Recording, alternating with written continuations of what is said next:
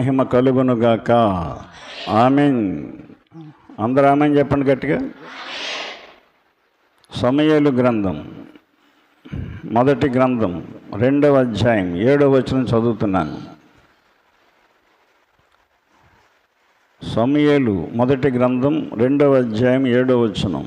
యెహోవా దారిద్ర్యమును ఐశ్వర్యమును కలుగుజేయువాడు, కృంగజేయువాడును లేవనెత్తువాడును ఆయనే. ప్రార్థన చేసుకుందాం. ప్రేమ కలిగిన ప్రియ పరలోకపు తండ్రి, పరిశుద్ధుడా పరిశుద్ధుడా పరిశుద్ధుడా మీకు వందనములు స్తోత్రములు తండ్రి. చదవబడిన వాక్య భాగాన్ని బట్టి మాతో నాతో అందరితో మాట్లాడి మీరే మహిమ ఘనత పొందుకోండి. అయోగ్యుడు నలుపుణ్ణి, ఎందుకు పనికిరాని వాడిని నన్ను మార్చుకొని ఇక్కడ నిలబెట్టి వాడుకుంటున్నారు.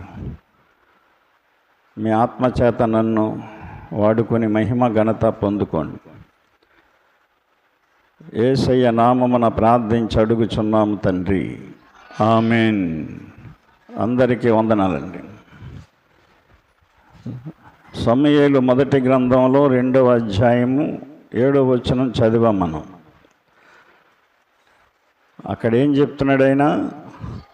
యెహోవా దారిద్ర్యమును ఐశ్వర్యమును కలుగజేయువాడు, కృంగజేయువాడును లేవనెత్తువాడును ఆయనే అని రాయబడి ఉంది ఇక్కడ. ఐశ్వర్యము దారిద్ర్యాన్ని కూడా ఆయన కలుగజేస్తాడంట. అది మన భక్తిని బట్టి మన క్రియలను బట్టి వస్తాయి. భక్తి చేయకుండా ఏదీ రాదు.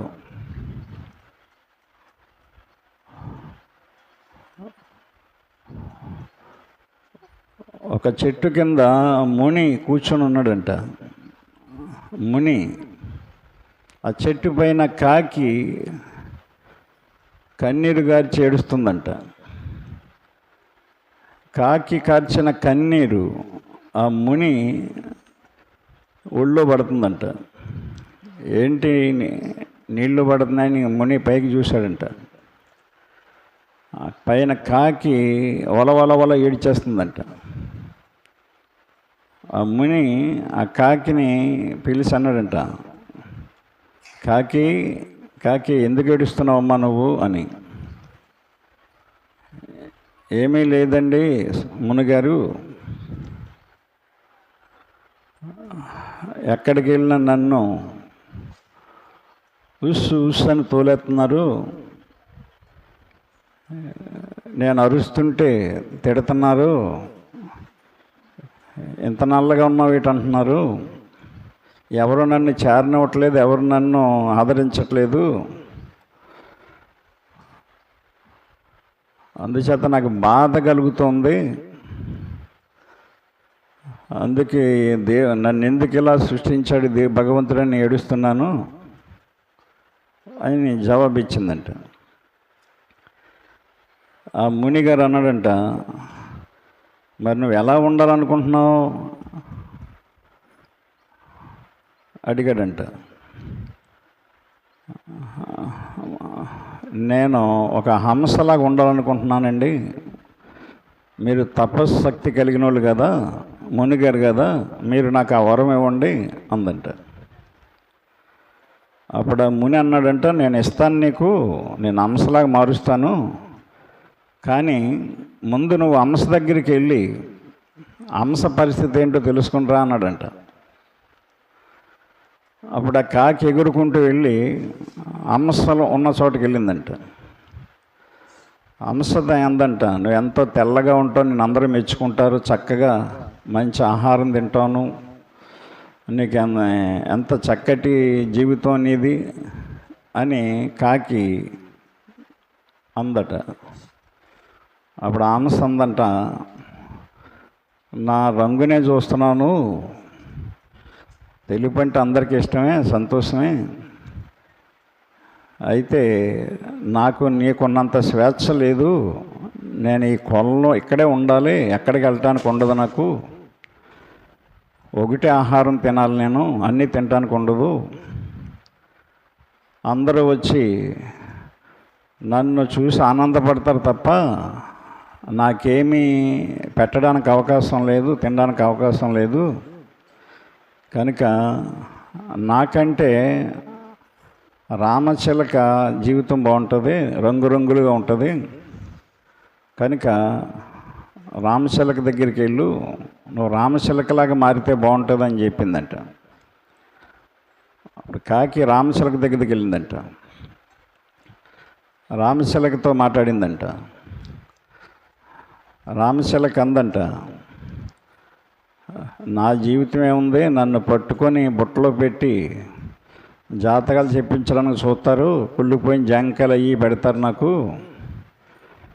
నేను ఎక్కడికి వెళ్ళినా సరే నన్ను ఇష్టపడతారు, కానీ నాకంత అనువైన జీవితం కాదు నాది. కనుక నువ్వు నెమలి దగ్గరికి వెళ్ళు, నెమల్లా ఉంటే బాగుంటుంది అని చెప్పిందంట రామచిలక. ఇప్పుడు కాకి నెమల దగ్గరికి వెళ్ళిందంట. ఆ నెమలిని అడిగిందంట, ఏంటి నీ జీవిత విశేషం అని. ఏముంది, నేను రంగురంగులుగా ఉంటాను, పింఛాలు ఉంటాయి, నన్ను పట్టుకొని మ్యూజియంలో పెడతారు, అందరికీ ఎవరు జనాలు వచ్చినప్పుడు పింఛి చూపించాలి, నా ఏకలు లాక్కుంటా చూస్తారు వాళ్ళు. నాకు స్వేచ్ఛ లేదు, ఏమీ లేదు. కనుక చూడటానికి అందంగానే ఉంటాను, కానీ అంత సంతోషంగా ఉండే అవకాశం లేదు నాకు. కనుక నీ జీవితమే బెటరు, నువ్వు ఎక్కడ వెళ్తే అక్కడికి వెళ్ళొచ్చు, ఏది పడితే తినొచ్చు, నల్లగా ఉన్నావనే సమస్య తప్ప. కనుక ఆలోచించుకో మరి అని చెప్పిందంట నెమలి.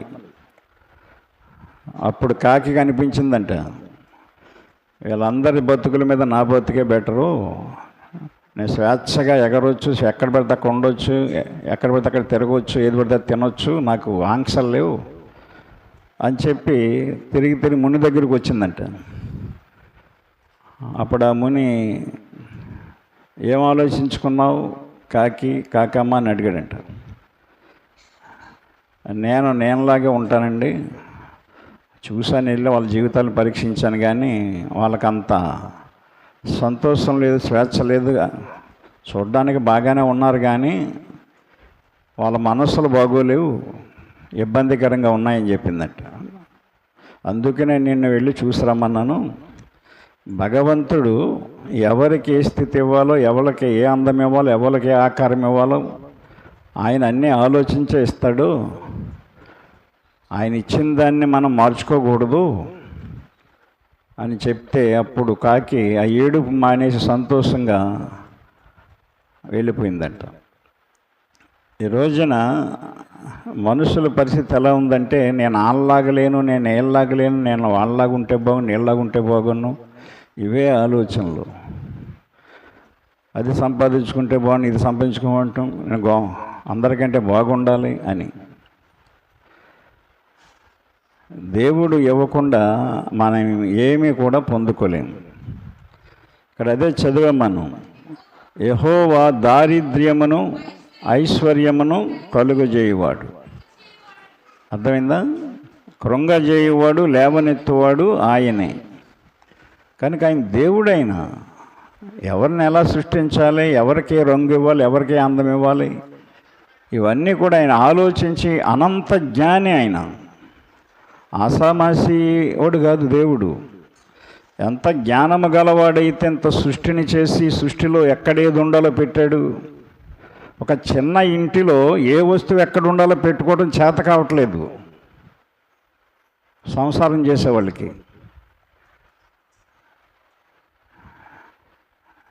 ఎంత వండుకోవాలో చేతం అవ్వట్లేదు, ఎలా ఖర్చు పెట్టుకోవాలో చేతం అవ్వట్లేదు. ఒక చిన్న ఇంటిలో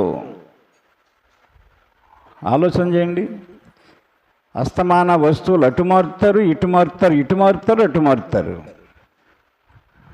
పైకి వెళ్ళిపోవాలని, పైకి ఎదిగిపోవాలని, పైకి ఎదగరు కానీ పైకి వెళ్ళిపోతారు చివరికి. పైకి ఎదగరు, పైకి వెళ్ళిపోతారు. దేవుడు ఇచ్చిన దాంతో బతకాలి. మనం భక్తిగా ఉంటే దేవుడే హెచ్చిస్తాడు మనల్ని.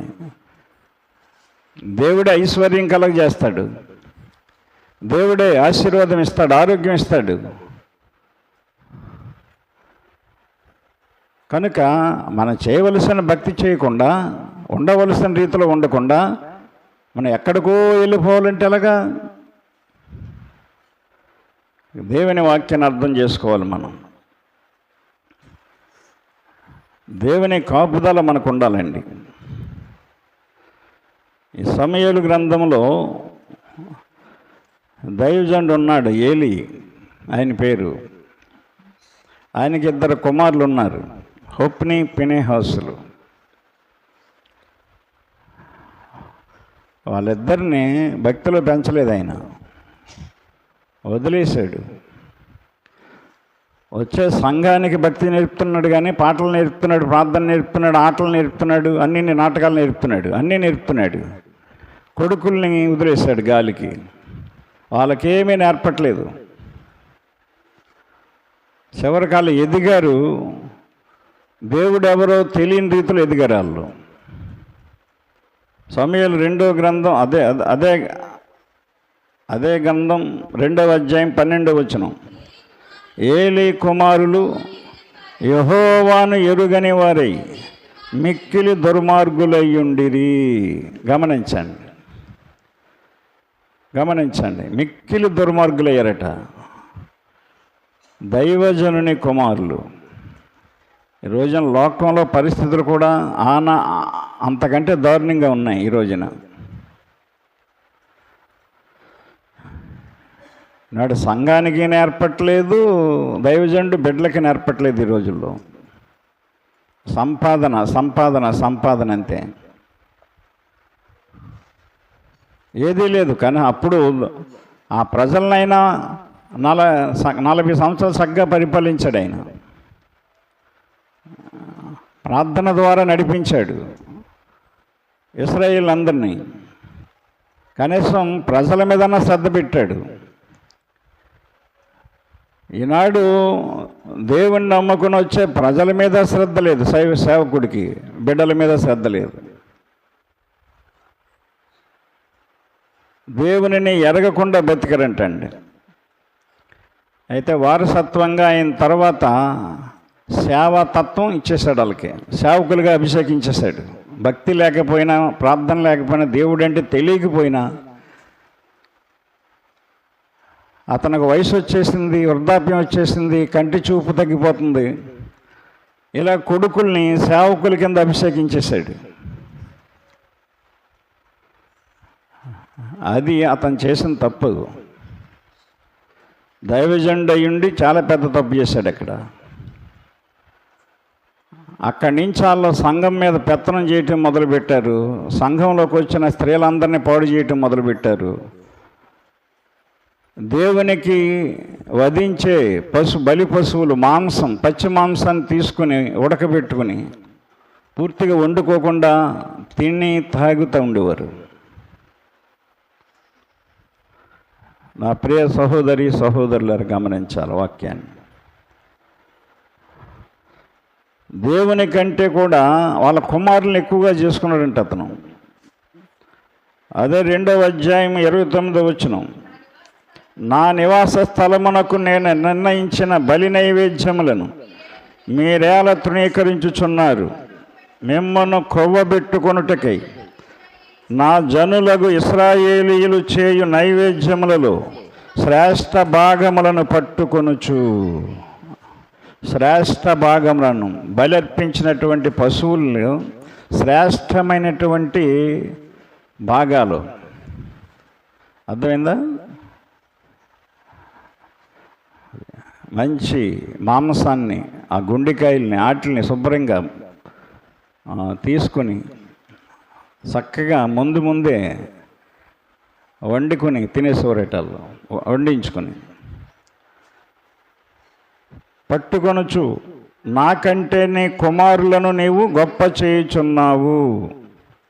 నీ ఇంటి వారును నీ పితరుని ఇంటి వారును నా సన్నిధిని యాజకత్వము జరిగించుదురని యెహోవా ఆజ్ఞ ఇచ్చి ఉన్నను. ఇప్పుడు అది నా మనస్సునకు కేవలము ప్రతికూలమాయనని ఇశ్రాయేలు దేవుడైన యెహోవా సెలవిచ్చుచున్నాడు.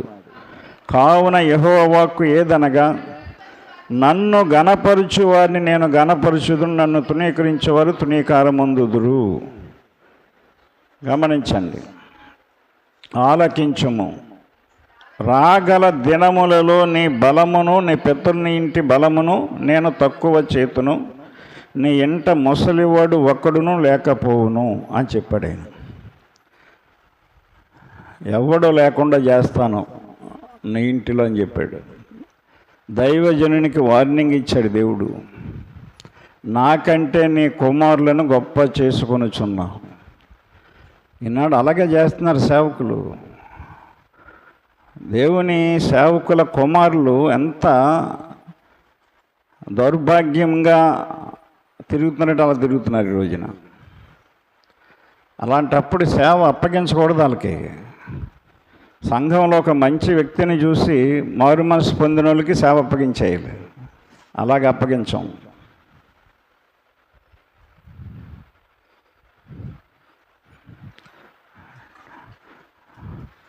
ఇంటర్మీడియట్ చదివాక మరి బైబిల్ ట్రైనింగ్కి వెళ్ళాలి, డిగ్రీ చదవరా బైబిల్ ట్రైనింగ్కి వెళ్దు కానీ అని చెప్పాను మా అబ్బాయికి. అబ్బాయి నేను వెళ్ళను, నేను సేవ చేయను అన్నాడు. నేను డిగ్రీ చదవను, ఇంజనీరింగ్కి వెళ్తాను. ఆ వినోద్ గారు ఇంజనీరింగ్ చదువుతున్నాడు, నేను కూడా ఇంజనీరింగ్ చదువుతాను అన్నాడు. అలా కాదురా, ముగ్గురు తర్వాత పుట్టావు, దేవుడు మాకు ఇచ్చాడు. ప్రార్థన చేస్తే రేగయ్య గారు ప్రార్థన చేస్తే మేము చేసుకుంటే నిన్ను ఇచ్చాడు, నువ్వు సేవ చేయాలంటే సేవ చేయను. నేను మీకులా చేయలేను, నేను సేవ ఎవడో చేయడు మీకులాగా. నాకు సేవ అక్కర్లేదు, నేను ఉద్యోగం చేసుకుంటాను అన్నాడు. సరే అయితే నీ ఇష్టం అని చెప్పాం. ఇంటర్మీడియట్ అంతా ఇంజనీరింగ్లో జాయిన్ అయ్యేటప్పుడు, ఎందుకంటే చేయలేనప్పుడు వదిలేయటం, ఇంకా బలవంతంగా అప్పగించకూడదు. సర్లే ఎవరో ఒకరు చేసుకుంటారులే. ఆ విల్సన్ గారు ఎలాగ సేవకుడే కదా, ఆ సౌదీ నుంచి వచ్చిన తర్వాత ఆయననే చూసుకుంటాడు అనుకున్నాం, వదిలేసాం మేము.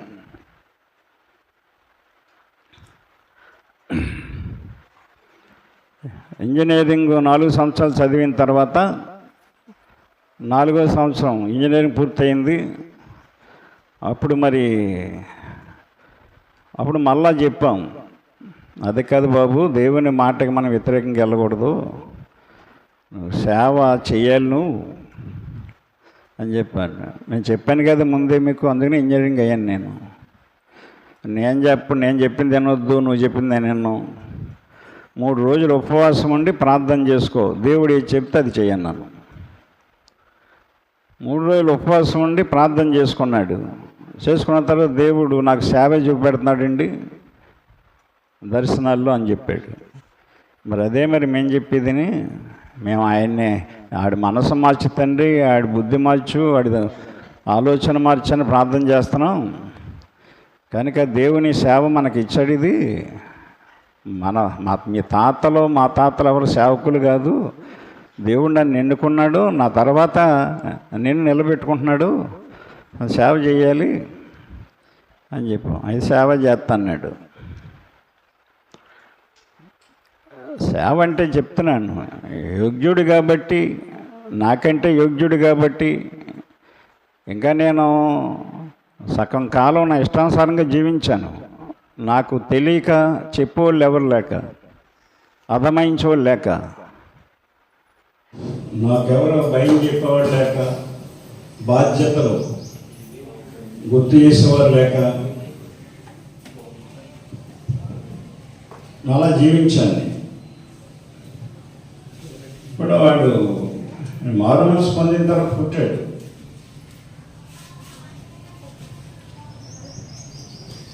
మారు మనసుతోనే పెరిగాడు, మారు మనసుతోనే ఉన్నాడు. ఏ లోపం లేను, అందులో అనుమానం ఏం లేదు. అలాంటి వాడికి సేవ అప్పగించడం ధైర్యంగా అప్పగించవచ్చు. ఎందుకంటే నాకంటే బాగా నడిపిస్తాడు మనం. అంతేగాని కొడుకు తాగబోతాను చేసినా, తిరిగిపోతాను చేసినా, దుర్మార్గులు దృష్టిలో తెలిసిన సేవ అప్పగించేయటం అంటే ఏంటి? ఏం చేస్తారని సంఘాన్ని ఏం చేద్దామని? సంఘాలు కూడా అలాగే ఉన్నాయి. మా పాస్టర్ గారండి అలా చూడండి ఎలా చూడండి, ఏదో చాలా చూడండి అలా ఇద్దండి అదే అని చెప్తారు. అక్కడికే వస్తూ ఉంటారు. అక్కడికి వెళ్ళినప్పుడు నీకు ఐశ్వర్యం ఎలా వస్తుంది, నీ దరిద్రం ఎలా పోతుంది, నీకు ఎలా వస్తుంది అంటున్నాను. ఐశ్వర్యమును దారిద్ర్యమును ఐశ్వర్యమును కలుగజేయబడు ఆయన. ఇశ్రాయేలు నష్టపోయారు. ఇక్కడ ఇద్దరు కొడుకులతో పోలేదు. ఇక్కడ అర్థమైందా? వేల మంది చచ్చిపోయారు వాళ్ళని సేవకులుగా చేయడాన్ని బట్టి. ఆసన్నాసి విషయం కాదు ఇది, వాక్యం అర్థం చేసుకోవాలి మనం. ఎందుకు బైబిల్ సేవకులు సబ్జెక్ట్స్ ఇస్తుందంటే సేవకుడు గురించి ఏ సంఘంలో చెప్పరు, మీకు తప్పున్నా చెప్పరు. సేవకుడు గురించి నన్ను అదే అంటారు బయట వాక్యం ఉన్నవాళ్ళు. ఏంటంటే మీరు పాస్టర్ గురించి అలా చెప్తారు, కలెక్టర్ గారు అలా చెప్పకూడదండి, మన గురించి మనం చెప్పకూడదు అంటారు.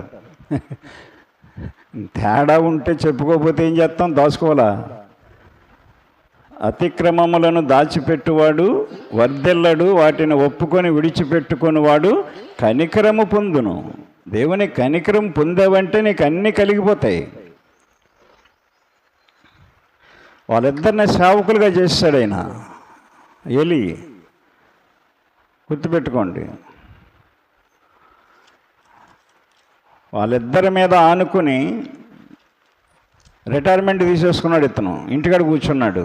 ఏలీ గారు కొడుకులకి అప్పగించేసాడు మందిరాన్ని. యుద్ధం వచ్చింది. ఇశ్రాయేలీలు యుద్ధానికి వెళ్ళారు. వెళ్ళే ముందు వీళ్ళ చేత ప్రార్థన చేయించుకుని వెళ్ళారు. 4వ అధ్యాయం మొదటి నుంచి చదువుదాం. ఇశ్రాయేలీలు ఫిలిష్తీయులతో యుద్ధము చేయుటకు బయలుదేరి ఎబెనేజర్లో దిగగా ఫిలిష్తీయులు ఆఫేకులో దిగిరి. ఫిలిష్తీయులు ఇశ్రాయేలు మీద తమ్మును యుద్ధ పంక్తులుగా తీర్చుకొనగా వారి యుద్ధములో కలిసినప్పుడు అంటే యుద్ధం చేసినప్పుడు ఇశ్రాయేలీలు ఫిలిష్తీయుల ఎదుట ఓడిపోయి యుద్ధ భూమిలోనే ఎక్కువ తక్కువ 4,000 మంది అతులయ్యి చచ్చిపోయారు. ఇశ్రాయేలు చనిపోయారు 4,000 మంది ఫిలిష్తీయులతో యుద్ధానికి వెళ్ళి. దైవజనుడు ప్రార్థనా శక్తి కలిగి ఉండాలి, ప్రార్థనా ప్రభావం ఉండాలి దైవజనుడి దగ్గర. అదేం అక్కర్లేదు ఈ రోజుల్లో మనకి. ఏదో ఒక ప్రార్థన అంటే వెళ్ళిపోవటమే, రమ్మంటే వెళ్ళిపోవటమే, వాడు పిలిచాడు ఈడు పిలిచాడని వెళ్ళిపోవటమే. మనం ఏమి నేర్చుకుంటున్నామండి? మనం ఏమి నేర్చుకుంటున్నాం?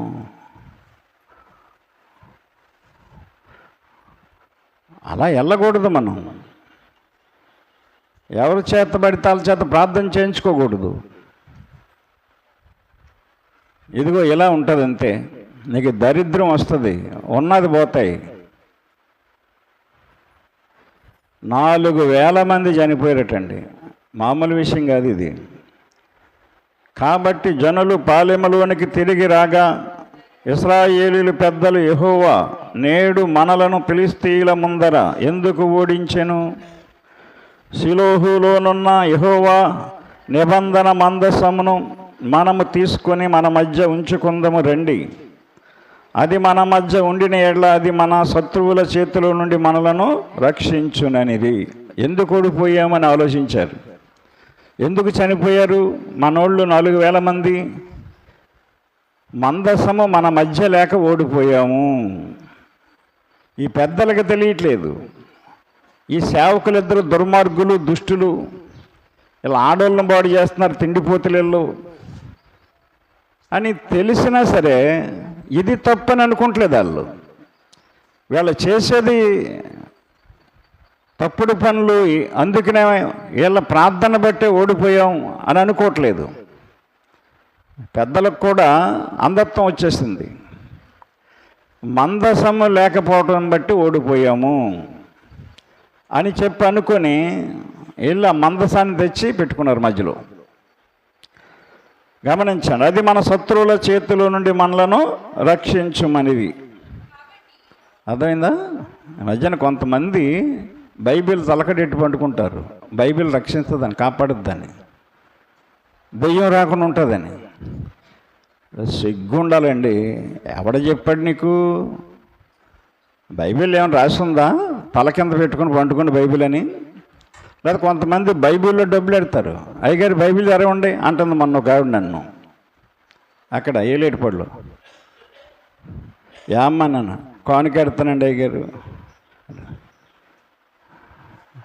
నాకు వద్దమ్మా, ఆయనకి ఆ సిఆర్ గారికి అని చెప్పాను.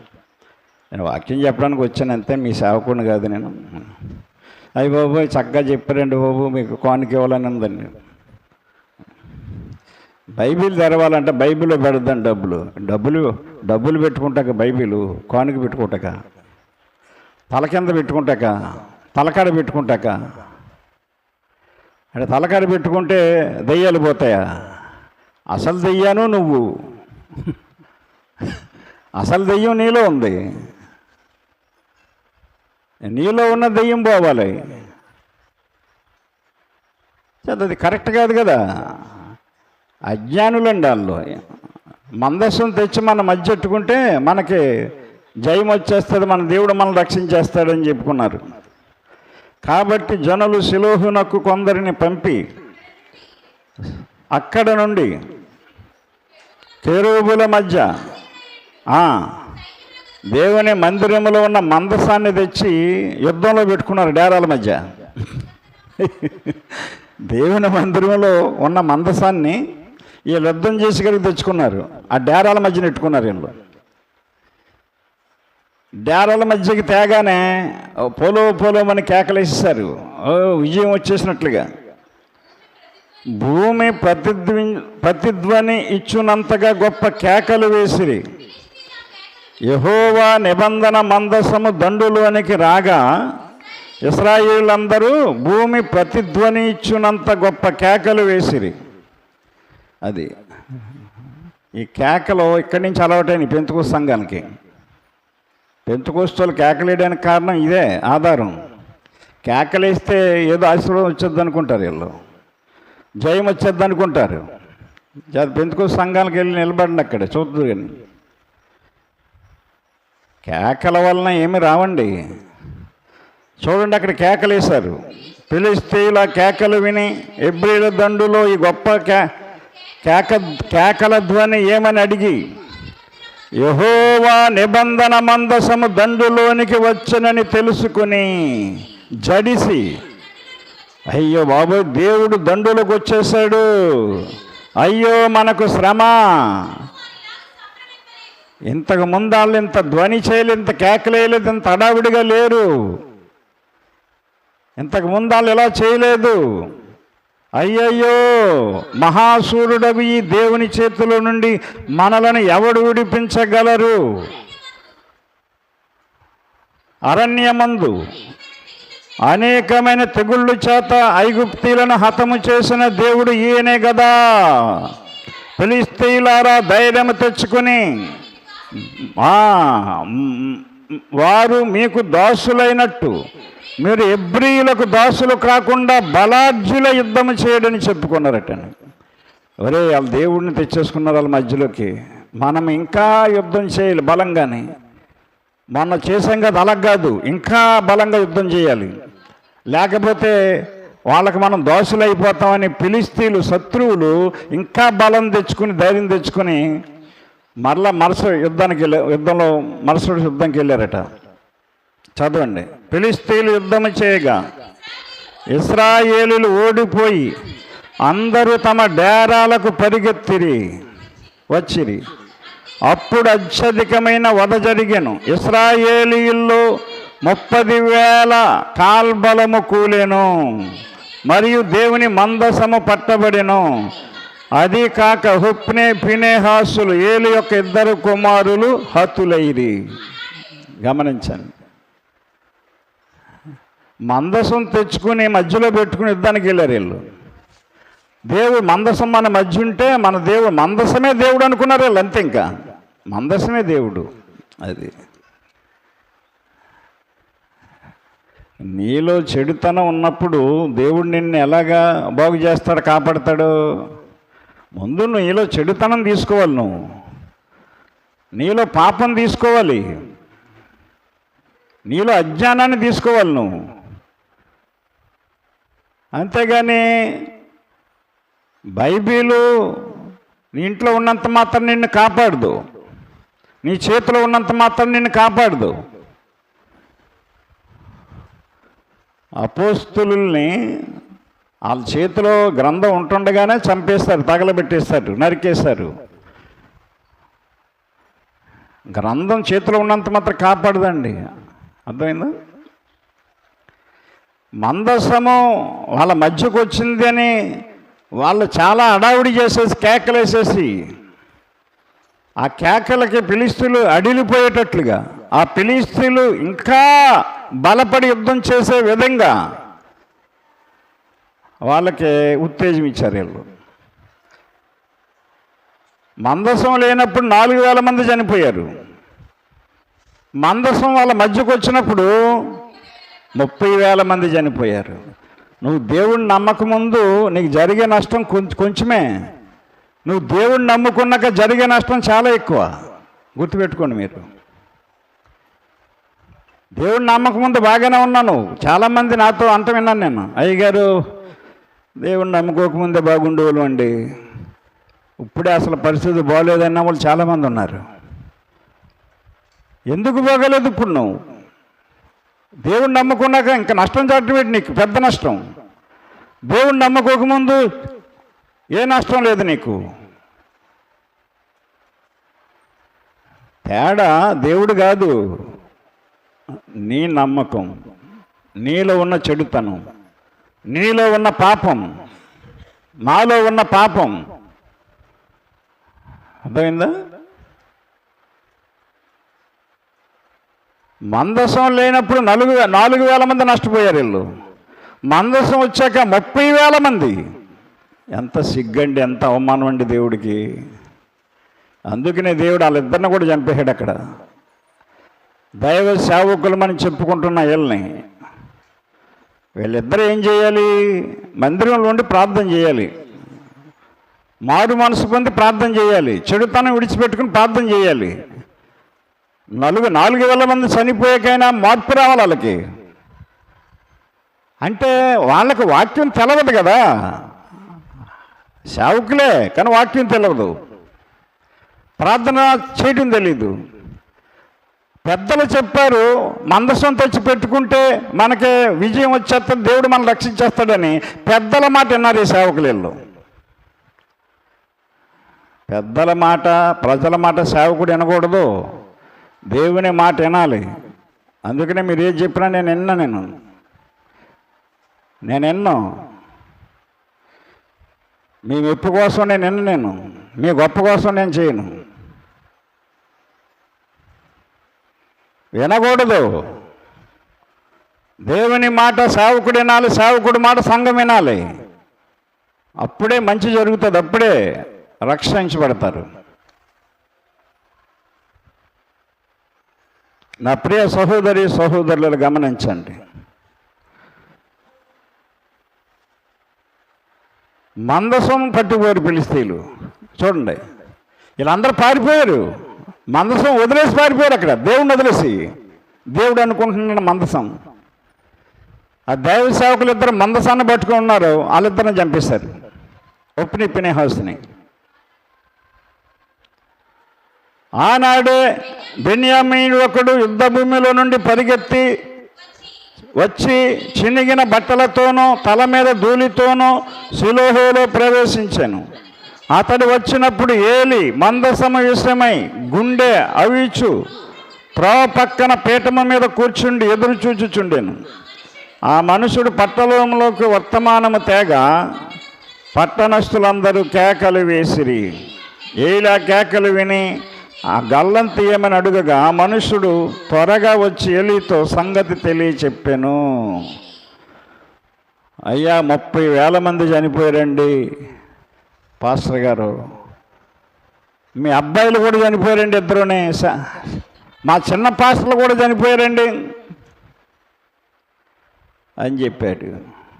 అందుకనండి చనిపోయిన వాళ్ళు భార్య బిడ్డలు ఏడుస్తున్నారండి, ఆ గోల అదే అని చెప్పినప్పుడు ఈ దైవజనుడు కూడా గుండెకి చనిపోయాడు. తప్పు ఎక్కడుందో తెలుసుకోవాలి. మనకు ఒక నష్టం జరుగుతుంది, ఒక కష్టం వస్తుంది, ఎందుకు వస్తుంది ఇది అని ఒక్కసారి నువ్వు నిలబడి నీ జీవితాన్ని పరీక్షించుకోవాలి. నీ ఇంట్లో ఉన్న వారి జీవితాలు, వాళ్ళ ప్రవర్తనలు మీరు ఆలోచించుకోవాలి. మనం ఏ బిడ్డను బట్టి వస్తుంది? కొడుకుని బట్టి వస్తుందా? కుమార్తెని బట్టి వస్తుందా? భార్యని బట్టి వస్తుందా? నా భార్య ఏం చేస్తుంది? నా భర్త ఏం చేస్తున్నాడు? ఈ పిల్లలు ఎక్కడ తిరిగి వస్తున్నారు? ఏం చేస్తున్నారు? అబ్బాయి అదేం అక్కర్లేదు. తెచ్చుకున్నామా, వండుకున్నామా, తిన్నామా, పండుకున్నామా, మళ్ళీ లేచామా, మళ్ళీ పనులు చేసుకున్నామా, మళ్ళీ వండుకున్నామా, తిన్నామా, ఆ గుడి టైం అయితే గుడికి వెళ్ళామా, వచ్చామా. ఆ గుడిలో కూడా వాక్యాన్ని పరిశీలించడం లేదు, సేవకుల్ని పరీక్షించడం లేదు, సేవకుల కుటుంబాన్ని కూడా పరీక్షించడం లేదు. ఆ పాస్ గారు ఎలా ఉంటే మనకి ఎందుకే, మనకి దేవుడు కావాలి కానీ అంటుందో కాబట్టి.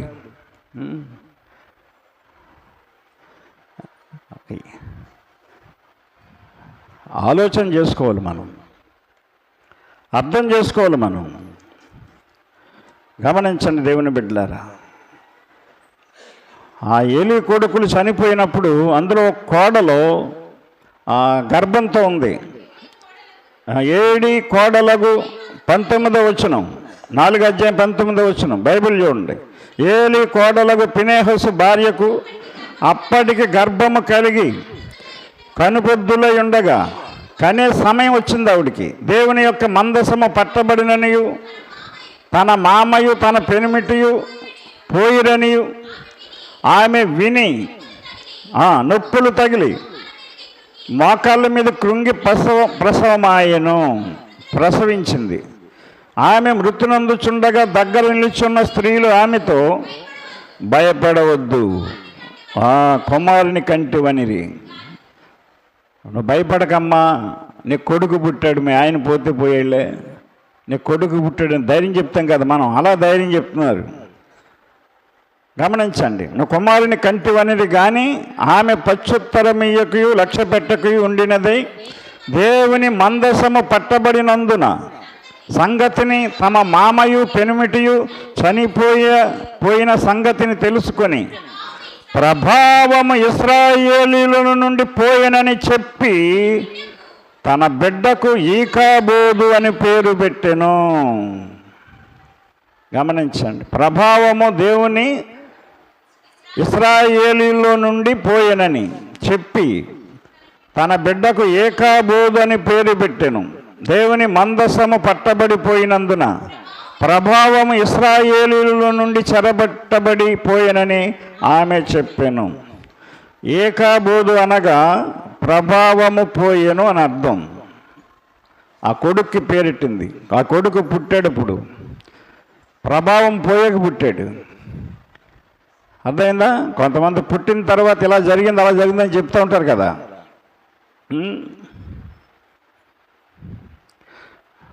మా ఇంట్లో 3 తర్వాత పుట్టాను నేను. ఈడు పుట్టాకే ఇలా మామ చనిపోయింది, ఈడు పుట్టాకే ఇలా నష్టం వచ్చిందని కూడా నన్ను చిన్నప్పుడు. ఇప్పుడు దాకా ఇప్పుడు అంటూ ఉంటారు. ఆ మాటలు కూడా పాస్టమ్మ గారిగా చెప్పారు. ఆవిడ అంటుంది, నువ్వు పుట్టాకే అలా జరిగిందో అంటూ ఉంటుంది అప్పుడప్పుడు. నిజమే, నేను 3 తర్వాత పుట్టాను, నష్టం జరిగింది. 3 తర్వాత పుట్టాను, నష్టం పుట్టికి నష్టం కాదు అక్కడ. అర్థమైందా? ఇంట్లో మా వాళ్ళు చేసే పనులు, మా బాబోళ్ళు బుల్లిబాబులు ఇష్టానుసారంగా తిరిగి వాళ్ళ ఇష్టానుసారంగా ఖర్చు పెట్టి పని పాట లేకుండా ఆ బాబులు సంపాదించింది. ఇప్పుడు 3 తర్వాత నాని పుట్టాడు. మరి నాని పుట్టాక మాకు అంత బాగా జరిగింది అన్నట్టుంది. ఆడు పుట్టాకే బాగుంది మరి అంతా. 3 తర్వాత కాదు అక్కడ. ఎందుకు బాగుంది? నాని పుట్టేటప్పటికి మారు మనసు పొందాను నేను. చెడుతనం నాలో లేదు. అబ్బే, రోజా పుట్టక ముందే మారుమనసు పొందాను. నాని పుట్టాక అప్పటికి ఇంకా కొంచెం సినిమాలే చూడటం అలవాటు ఉండేది నాకు. మారుమనసు అంటే సినిమాలే, ఇంకా చెడ్డ పనులు ఏమి లేవు. ఎందుకంటే బ్యారేజ్లో జత పనిని బట్టి బాబురావు వాళ్ళలో సినిమాకి రమ్మంటే రారాను కళ్ళు మూసుకోరా మా పక్కన కూర్చున్నాను వారు. ఎన్నోళ్ళు కళ్ళు మూసుకుంటాం ఏంటి, మూసుకోం కదా చూసేవాడిని. అది కూడా నాని పుట్టక మానేయాలనిపించింది నాకు. ఇంక సినిమాలు కూడా చూడకూడదు, సినిమాకి వెళ్ళకూడదని. నాని పుట్టక కూడా మళ్ళీ బ్యారేజ్లో పనిచేస్తాను నేను. కానీ వెళ్ళేవాడిని కాదు, ఇంకా వాళ్ళే పోయేవారు. నేను రూమ్లో ఒక్కడు ఉండేవాడిని, బైబిల్ చదువుకుంటూ ఉండేవాడిని. అంటే ఏంటంటే అది నేను అదే చెప్తున్నాను, మనల్ని బట్టే జరుగుద్ది, మనిషి పుట్టుకలను బట్టి కాదు. చనిపోయారు వీళ్ళు ఇక్కడ, ఎందుకంటే వాళ్ళ తండ్రులు చేసిన పాపం. ఆ కుర్రోడు కాదు కనుక ప్రభావం పోయింది. భార్య గ్రహించింది, ప్రభావం పోయాక పుట్టాడు ఈ బిడ్డ, ప్రభావం పోయినాడు అని పేరు పెట్టింది. కనుక పేరుకి ఒక అర్థం ఉంటుంది బైబిల్లో. ప్రభావం, దేవుని ప్రభావం మన ఇంట్లోకి రావాలండి, ఇంట్లోంచి పోకూడదు. చర్చిలోంచి ప్రభావం పోకూడదు. ఎప్పుడు పోద్దంటే చర్చిలో చెడ్డ పనులు జరిగినప్పుడు. చర్చిని వ్యభిచార గృహంగా, వ్యాపారపు టిల్లుగా, తాగుబోతూ కొట్టుగా మార్చకూడదు మనం. ఈనాడు మందిరాల్లో చాలా జరుగుతున్నాయి.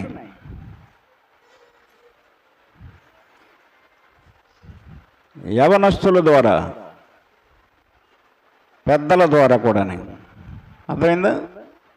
ప్రభావం ఉండదు, ప్రభావం రావాలి. దేవుని ప్రభావం మందిరంలోకి, దేవుని ప్రభావం మన ఇంట్లోకి రావాలి. అంటే ఇంట్లో ఉన్న మనందరము సరవ్వాలి, మందిరములో ఉన్న అందరం సరవ్వాలి. ప్రభావం ఇశ్రాయేలీలో నుండి వెళ్ళిపోయిందంట, మందిరంలోంచి కూడా పోయింది. దేవుడు మాట్లాడటం మానేశాడు వాళ్ళతో. ఇంకా అర్థమైందా? దేవుడు మాట్లాడటం మానేశాడు. అక్కడ చదవండి, అక్కడ 3వ అధ్యాయం 1వ వచనం. బాలుడైన సమూయేలు ఏలి ఎదుట యెహోవాకు పరిచర్య చేయుచుండెను. ఆ దినములలో యెహోవా వాక్కు ప్రత్యక్షమగుట అరుదు, ప్రత్యక్షము తరచుగా తటస్థించుట లేదు. దేవుడు ఎవరితో మాట్లాడలేదు, ఇంకా మానేశాడు. దేవుడు మాట్లాడటం మానేశాడు.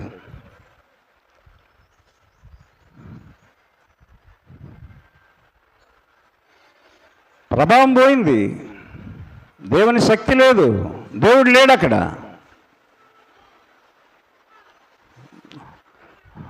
ఒక ఆవిడ 12 సంవత్సరాల నుంచి రోగంతో బాధపడింది, రక్తస్రావ రోగము కలిగిన స్త్రీ. గుర్తుపెట్టుకోండి, మార్కు సువార్త 5వ అధ్యాయము 25 కాడి నుంచి చదవండి. 12 ఏళ్ల నుండి రక్తస్రావ రోగము కలిగిన స్త్రీ ఉండెను. ఆమె అనేక వైద్యుల చేత ఎన్నో తిప్పలు పడి తనకు కలిగినదంతయు వ్యయము చేసుకుని ఎంత మాత్రమునో ప్రయోజనము లేక మరింత సంకటపడెను. ఆమె యేసును గూర్చి విని, నేను ఆయన వస్త్రములు మాత్రము ముట్టినా బాగుపడుదును అనుకోలేడు. ముందు అలాగే మనం అనుకుని మన పాపాన్ని వదులుకొని విడిచిపెట్టి, ఆ స్థలాన్ని విడిచిపెట్టి కదిలి రావాలి దేవుని దగ్గరికి. నువ్వు కథలవు, విడిచిపెట్టుకో, ఏది మానుకోవు. కానీ బాగుపడితే బాగుండు అనుకుంటావు, నాకు ఇలా జరిగితే బాగుండు అనుకుంటావు. అనుకున్న తర్వాత మనం కొన్ని వదులుకోవాలి. అప్పటిదాకున్న మనుషులందరినీ వదులుకుందామే, స్నేహితురాలను వదులుకుంది, అందరినీ వదులుకుంది. వాళ్ళ మాటలని అనేక హాస్పిటల్ తిరిగింది, అనేక చోట్లకు తిరిగింది, ప్రయోజనం లేదు. ఆమె యేసును గూర్చి విన్నప్పుడు, నేను ఆయన వస్త్రములు మాత్రము ముట్టినా బాగుపడుదునని అనుకొని జన సమూహములు ఆయన వెనుకకు వచ్చి ఆయన వస్త్రము ముట్టెను. వెంటనే ఆమె రక్తధార కట్టెను. కనుక ఆమె శరీరములోని ఆ బాధ నివారణమైనదని గ్రహించుకొనెను. వెంటనే యేసు తనలో నుండి ప్రభావము బయలు వెళ్ళునని తనలో తాను గ్రహించి జనసమూహము వైపు తిరిగి నా వస్త్రములు ముట్టినదెవరని అడుగగా, ఆయన శిష్యులు, జనసమూహము నీ మీద పడుచుండుట చూచుచున్నావే, నన్ను ముట్టినదెవడని అడుగుచున్నావా అనేది గుర్తుపెట్టుకోండి. ప్రభావం అందరి మీదకి రాదండి.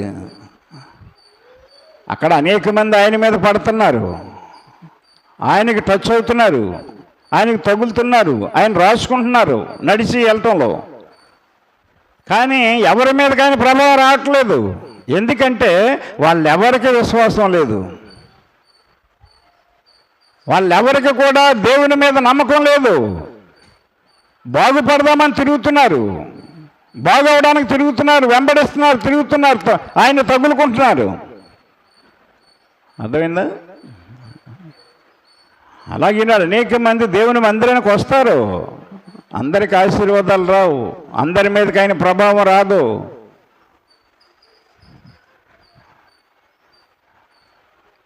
మేము టేకి 10 మంది వెళ్ళాం, 10 మంది వెళ్ళేవాళ్ళం అక్కడికి, కుర్రోళ్ళు, యవనస్తులు, మంచి ఏమీలు, మాటకారులు, ముదుర్లు,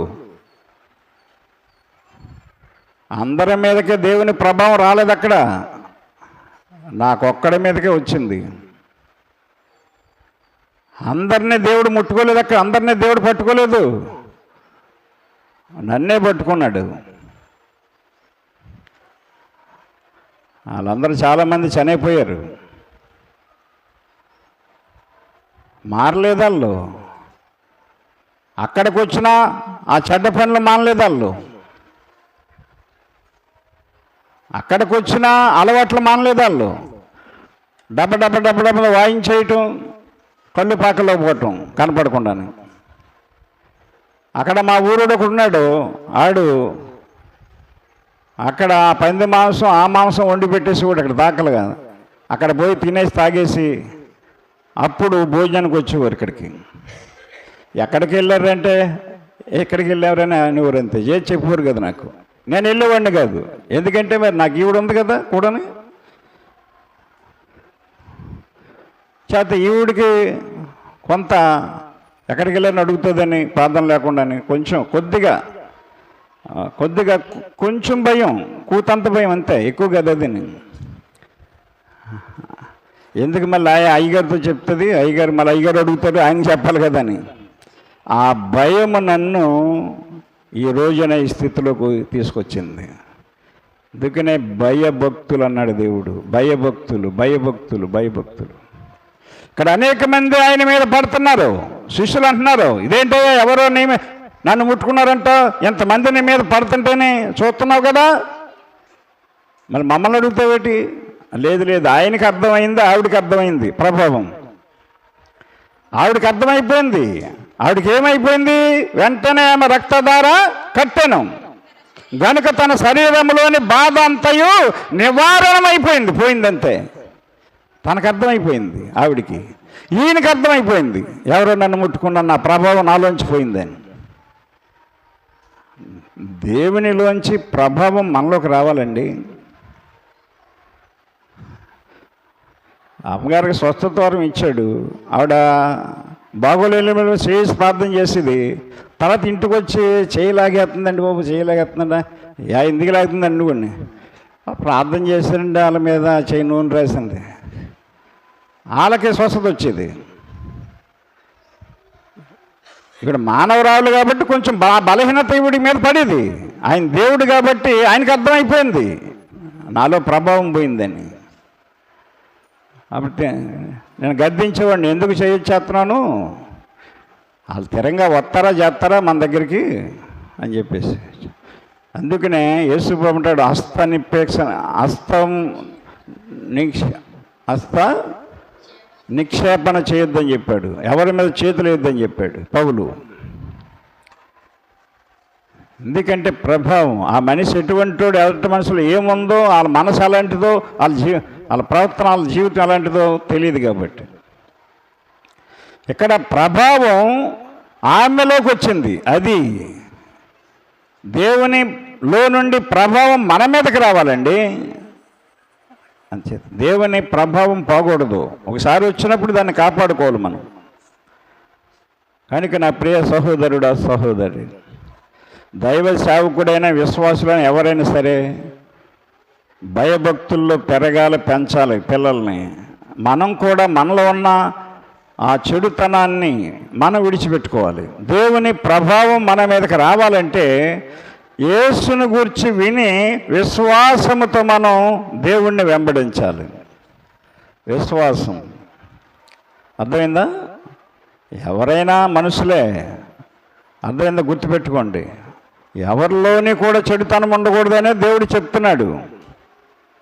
ఒకరికొకలాగా ఆయన చెప్పట్లేదు. కనుక మనం ఐశ్వర్యం పొందాలంటే, మన దరిద్రం పోవాలంటే, మనం కృంగిపోయిన సమయంలో లేవనెత్తబడాలంటే అది దేవుడు చేస్తేనే మనం బలంగా ఉంటాం. దేవుడు ఐశ్వర్యవంతులుగా చేశాడు అనుకోండి, అది ఎప్పటికలాగా నిలిచుంటుంది. మనకు మనం ఐశ్వర్యవంతులమేమనుకోండి, అది ఎప్పటికప్పుడు టప్పన పోద్ది, ఉండదు, ఏది ఉండదు. అలాగే దేవుడు మనల్ని బలపరిచాడు అనుకోండి, బలం ఇచ్చి నిలబెట్టనుకోండి, ఆ బలం అలాగ ఉంటానే ఉంటుంది, వృద్ధాప్యం వచ్చినా. కానీ మనకి మనం బలం తెచ్చుకుని ఉందామంటే అది కొంతవరకే. అందుకే చెప్పాడు అక్కడ సమూయేలు గ్రంథం 2వ అధ్యాయం 7వ వచనం, యెహోవా ఆ దారిద్ర్యమును ఐశ్వర్యమును కలుగ చేయువాడు, కృంగజేయువాడును లేవనెత్తువాడును ఆయనే. కనుక మనం మారు మనసు పొందాలి. గమనించండి, మారు మనసు పొందాలి. ఇదే రక్షణ దినం అంటాడు పౌలు గారు. కొరింథీయులకు రాసిన 2వ పత్రిక 6వ అధ్యాయం 2వ వచనం గుర్తుపెట్టుకోండి. అనుకూల సమయమందు నీ మొర ఆలకించి తిని, అది గుర్తుపెట్టుకోండి, రక్షణ దినమందు నిన్ను ఆదుకుంటుని అని ఆయన చెప్పుచున్నాడు కదా. ఇదిగో ఇప్పుడే మిక్కిలి అనుకూల సమయము, ఇదిగో ఇదే రక్షణ దినము అని చెప్తున్నాడు ఆయన. కనుక రక్షించబడండి, రక్షణ పొందండి. మీలో ఉన్న చెడుతనాన్ని, దేవునికి ఇష్టం లేని దాన్ని వదులుకోండి. దేవుని ప్రభావం మీ మీదకి వస్తుంది. మీరు ఎంత దరిద్రంలో ఉన్నా సరే ఐశ్వర్యవంతులుగా చేసేవాడు ఆయన.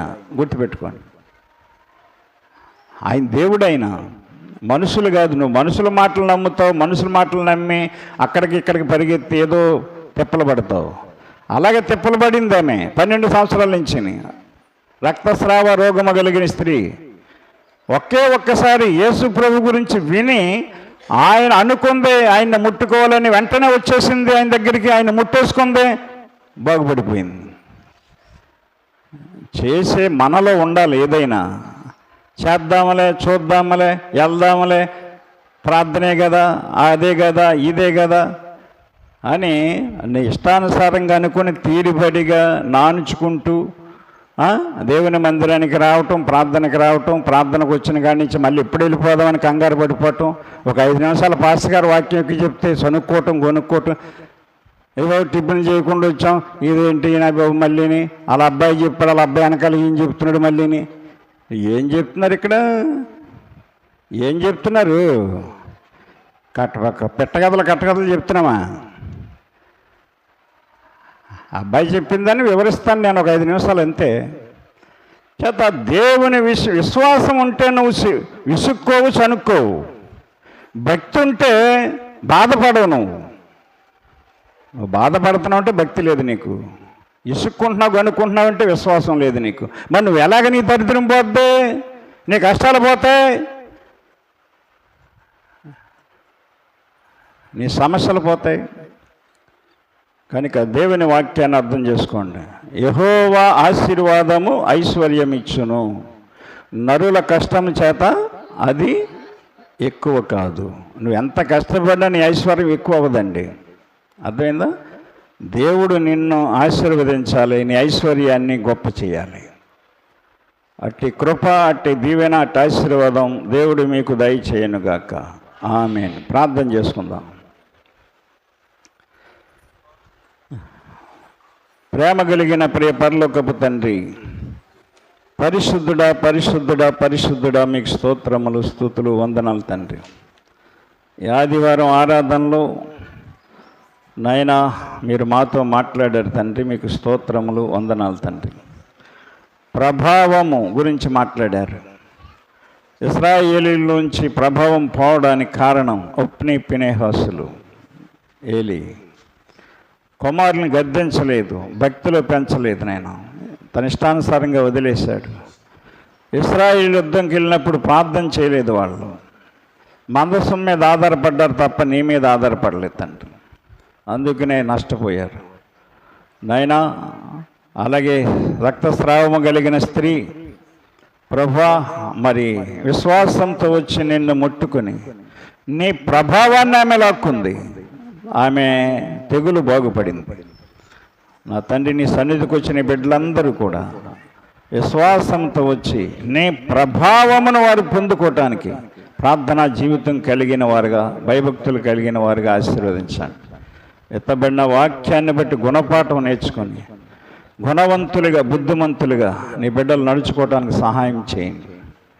వాక్యమై ఉన్న యేసయ్య నామమున ప్రార్థించి అడుగుచున్నాము తండ్రి. ఆమెన్. అందరికీ వందనాలు.